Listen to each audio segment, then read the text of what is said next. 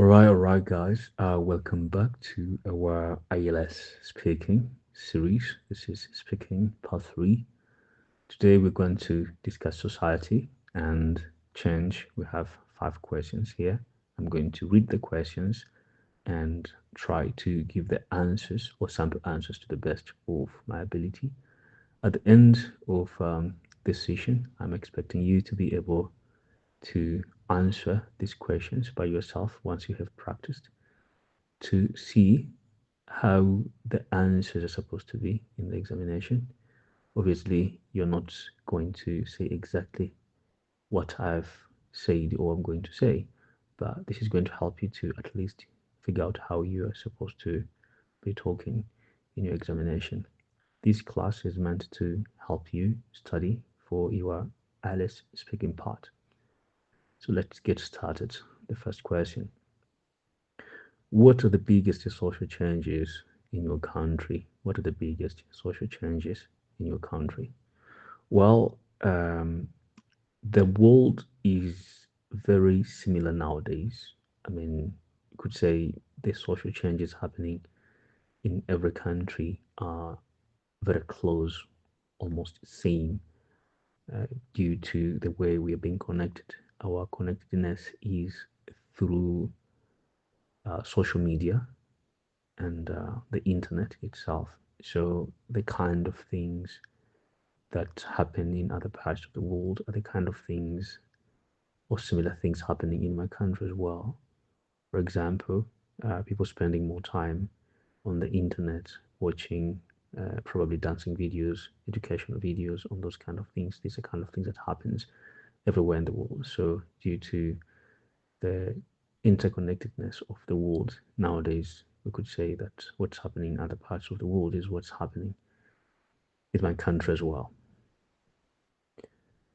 The second question: why do people want to live in big cities? Well, people want to live in big cities because of the opportunities.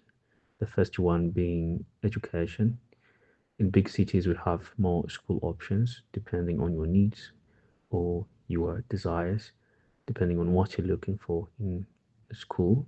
If you don't like the government ones, there are private options, and there are privates, which are local private schools and also international private schools, depending on what you're looking for and your budget, etc. So you have way too many options that you're capable to choose in accordance to your goals and obviously your budget. How can governments reduce inequality? I think the major way to reduce inequality is trying to balance salaries in jobs. I think in most countries, some people hire who are working in certain kinds of jobs higher, they earn a little bit more compared to the average person. So one way to do this is trying to see the kind of impact a certain person has, and then their salaries could be accordingly, but at the same time, the differences should be very much compared to the minimum salary. It's either like raising a little bit of the minimum salary and probably reducing in some parts where people are being overpaid. I think that could be one of the ways to reduce inequality.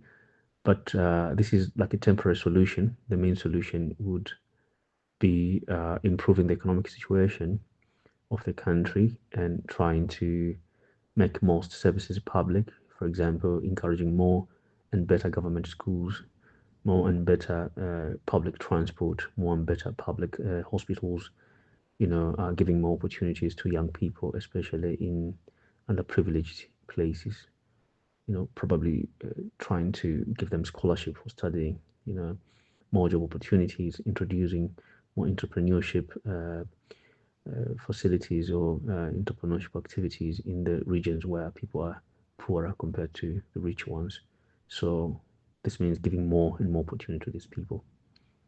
Question number 4: why is volunteering important? I think when you volunteer, you learn a lot of things. One thing is doing the job itself. Whatever you're doing, you're just learning a new skill. And Also, you learn to do things out of love, not because you're expecting something. So this makes you a better human, because if you can do it for free, when you get paid, you're probably gonna take this experience and put it there. So it's some kind of a training mechanism whereby the most valuable lesson you're getting from volunteering is actually learning.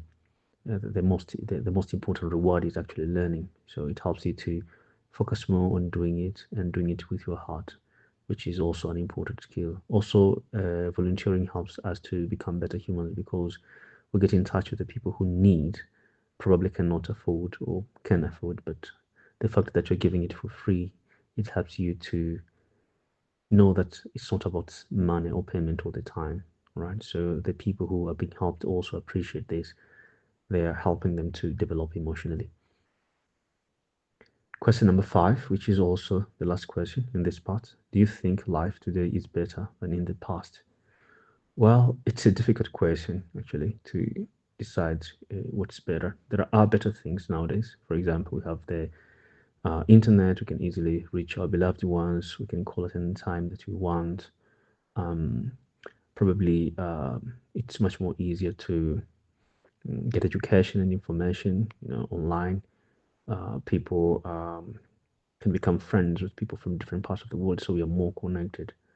But in the past, people were closer to the people close to them. Nowadays, it feels like we are more closer to the people far away from us, and more distant to the people we're living at the same environment.